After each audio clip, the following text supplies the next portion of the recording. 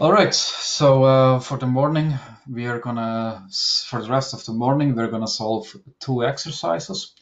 In the first exercise, as already discussed, we're gonna implement the three most basic, sorry, let me turn this off again. The three most basic differential operators in dusk and dawn. And you will heavily rely on the reduction primitive in this case. So the first quantity which we want to compute is the gradient, and we can do this like this at the bottom, which is a direct consequence from the divergence theorem. So for each cell, we would look at our three edge neighbors. We multiply by the length of the neighbors, our scalar field, and the normal, and in fact the outside cell normal. And in fact, this equation is only valid if all the normals you're multiplying with are pointing outside. And now here we run into a slight problem. If you want to store each normal only once, then you will quickly realize that you, can't do this. For example, we have two neighboring triangles, one in red, one in blue. And you would start to compute your normals for the red triangles, flip them all neatly outside, travel to your next triangle, start computing our triangles, your normals, and then you would notice that one of the normals is shared with your neighboring triangle. And then you cannot flip this outside without flipping it inside for your other triangle, right? And for this, you can use a thing called geometrical factors. And we prepared this for you in this exercise. So for now, you can, which is, by the way, just like a situation which we heard in the questions before. But still, for now, you can treat this as a black box. So for now, just each time you read from the normal, you multiply by the edge orientation, and you're good for all of this exercise. And how this really works with this geometrical factors, we will learn in the afternoon. We will also calculate the divergence. Same, basically very similar to before, except that we have a dot product here now instead of just the scalar function. And again, normals need to point outside. So remember to multiply by the geometrical factor. We're also going to compute the curl, which is maybe a little bit more interesting because it's really a computation on the dual grid in disguise. So because like certain quantities are overlapping with certain other quantities between the primary and the dual mesh, we can do this. So for example, if the cell centroid of the dual mesh is just a vertex on the primary mesh, and the edge centers actually coincide.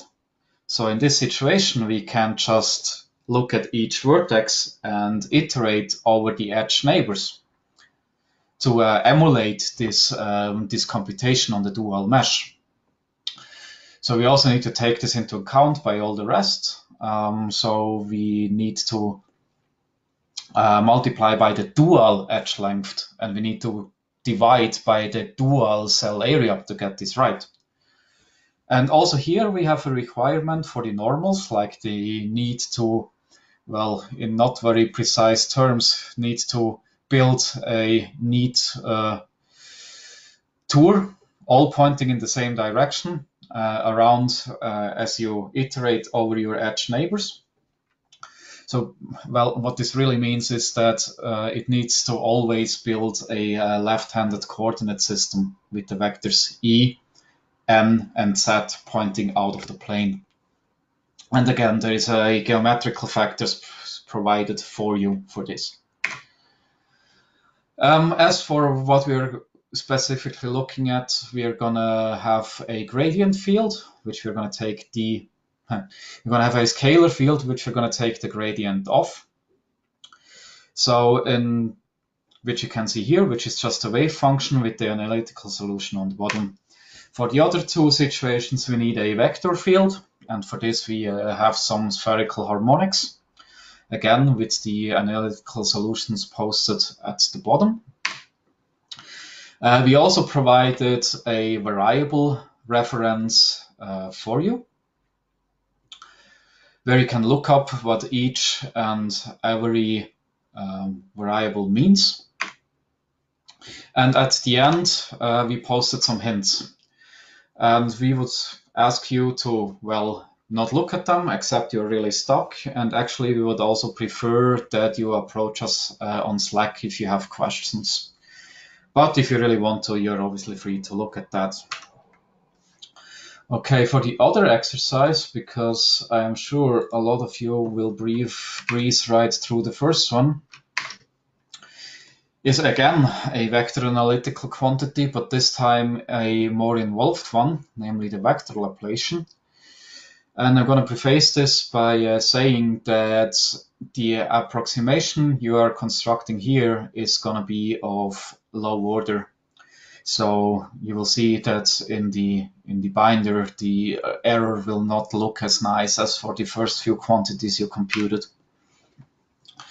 So basically, I would assume that a lot of people have seen the scalar Laplacian at one point or another, which you can see here, which is basically a quantity sort of measuring that if you have a scalar field and you make a small sphere around the scalar field around this point, and you compute the average on the values of this small sphere, then the Laplacian is a measure for the difference between the value at the center and the average over this small sphere around the center.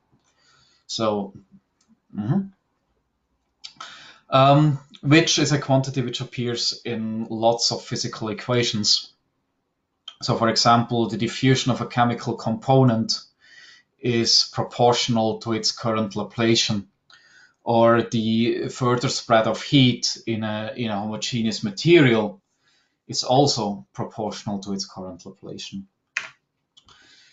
We also have a other quantity which is very related but works on a vector, the vector Laplacian, which you can see on top. And this is basically the analogous operation but on vectors, like it takes a vector and it returns a vector. And this is also extremely relevant in physics because it, for example, appears in the Navier-Stokes equation in the last term on the right-hand side, where it is proportional to the viscous stresses in the fluid. Okay, and this formulation on top, this may look kind of scary, but first of all, we notice that we have quantities in there, which we have seen before. We have the divergence and we have the curl. And if you're not interested in the vector Laplacian itself, but the normal component is divided by the local, multiplied by the local normal, then this suddenly becomes very simple to implement on a triangular mesh.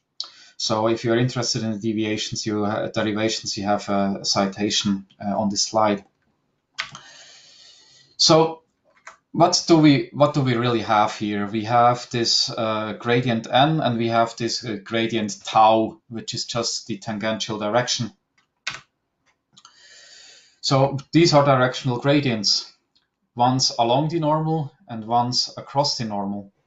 So on a triangular mesh and with the quantities, how we computed them, we are in a very convenient situation, because for the divergence, we reduced from the edges onto the cell, and for the curl, we reduced from the edges onto a node. And it's very easy to compute the tangential gradient for quantities on nodes, and it's very easy to compute the gradient along a normal for quantities on cells on a triangular mesh, which you can see here developed at the bottom. And as you also can see here, this is an opportunity for you to use the weights, because you see that these operands are weighted with +1 or -1.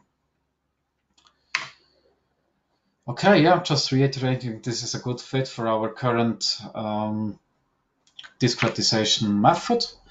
We will also need a geometrical factor here, because you can see that you have two neighbors.